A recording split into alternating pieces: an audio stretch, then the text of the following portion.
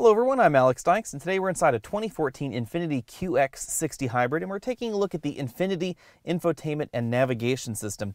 Now this is very much the same infotainment and navigation system you'll find in most Infiniti products in the United States, except for that all-new Q50 model, which does use an entirely different system. Hopefully I will have a review on that brand new Infiniti system in the coming months, so go ahead and subscribe to my channel, and you can see that one coming up by the end of the summer. Depending on the option package you get, the QX comes with either a 6-speaker sound system or a 13-speaker sound system. We're in the 13-speaker Bose sound system, which does employ a surround sound processing program right here in the head unit.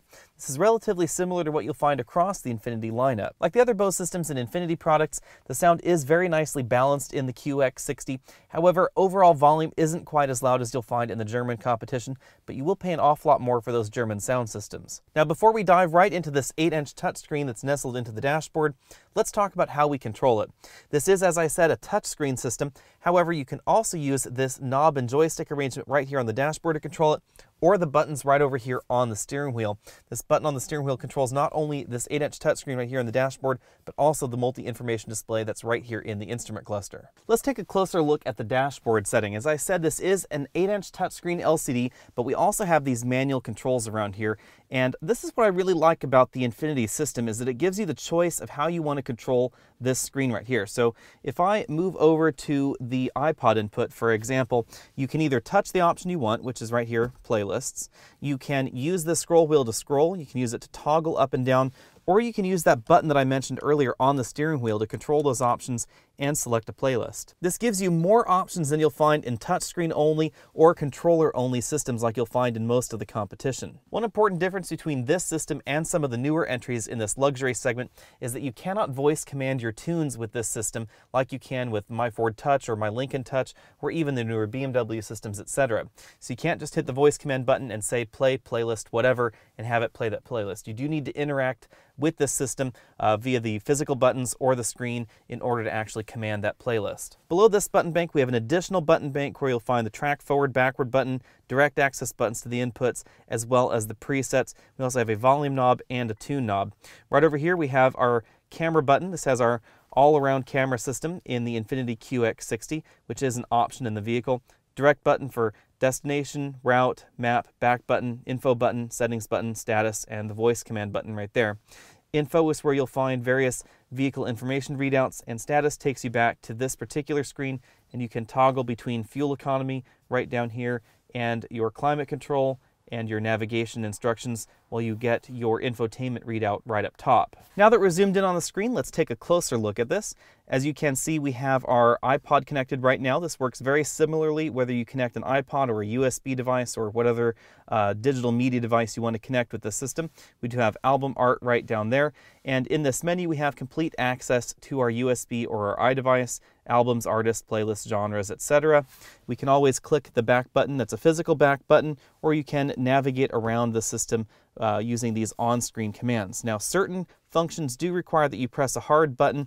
So for instance, if we wanted to go from here to the map, we do have to press the hard button down there, and then that will take us on over to the map interface. Changing inputs also must be done using that physical button down there below. We have our single disc player right there, we have Bluetooth audio, and we also have the auxiliary inputs that are right there in the center console. And as you can see, we can see the video right here on the screen. So we do have the ability to do that. And we can also control the rear screens. If we click the rear button right there, we can turn the rear displays on or off, and we can change the input via the in-dash DVD player, USB input. We also have the front auxiliary input or the rear auxiliary input, and you can turn the rear speakers on and off if you don't want those rear passengers to be distracted by the front audio. Go ahead and click the back button there, and you'll see right here we're now on the settings screen. It's a shortcut to that settings interface. We do have vehicle settings, audio settings, phone settings, Bluetooth settings, etc. You can do an awful lot of changes via this interface right here. Now, depending on the vehicle you're in, you can change certain vehicle settings using this interface. As you can see, the only one we have right here is the Eco pedal. If we hit the camera button, we do have access to our all-around camera view on our car. And you can see we do have lines to show you where your wheels would interact with the vehicle. If we were in reverse, those lines would be right back here. We have a front view. We also have a side view. You can change that. We also have a rear view, and then we can go right back to our all-around view. Now, our vehicle does have parking sensors with motion detection right there, So if there was something moving in the screen, it would beep at you and it would display that there was motion right there on that view. If we click the info button on the dashboard, this is where you'll find all of your connected information on the system. Infiniti Connection is Infiniti's telematics system. We can see the energy flow from our hybrid system. Right now we're running off the battery power and our engine is not connected. We have a little display in our QX60 hybrid showing where the clutch pack is connected and whether power is flowing to the front or rear. You can get historical fuel economy average with regeneration information. And if we go on back here, we have our historical fuel economy in the car. Right now we're averaging 22.3. If we look at our fuel economy history, you can see what it has been across the last times that it has been reset. Going back again, we can get traffic information. This is displayed via XM Traffic Information Service, so you do need to have a subscription in order for this data to be displayed right there. You can see it loads relatively quickly. If we go on back, we also have weather information delivered by XM Traffic. We have weather map, temperature map, warnings map, road condition map, etc. You can also get current weather and forecasts for your nearby areas. Right now it's 75 degrees here on a lovely summer day, and tomorrow it is going to be clear, and on Thursday it is going to be partly cloudy. Moving down to the status button, this is again where you'll find the infotainment status along with either your route information, your fuel economy, or your climate control status. Moving over to destination, adding a destination in the system is relatively easy. If you are moving, then all you can do is voice command, or you can use the buttons to access your address book or go home. But we do have full access to entering an address in the system right here via this interface.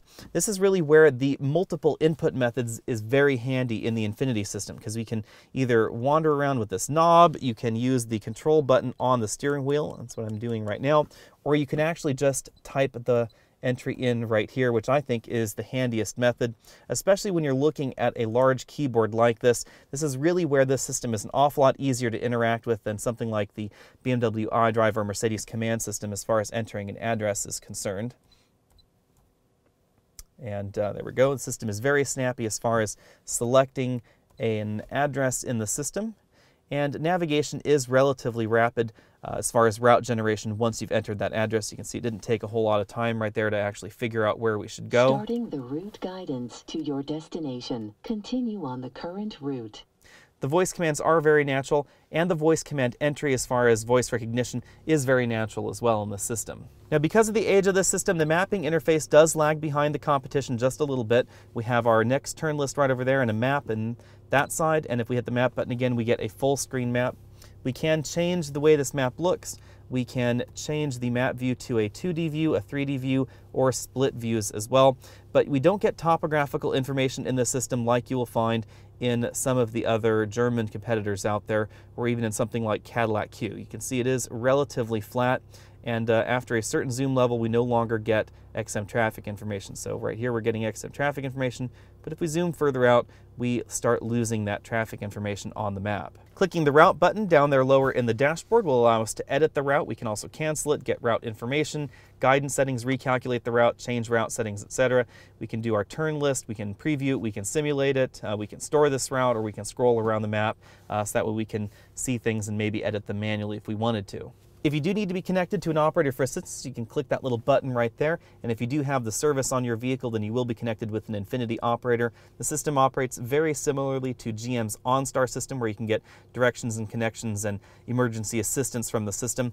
There's also an SOS button right up there in the center console by the sunroof, where you can click that button right there and get medical assistance or get connected with the police, etc. All those usual telematic services. Overall, the system has aged very well. It was one of the most advanced systems when it first debuted on the market, and Infiniti has continually updated the system to keep it current.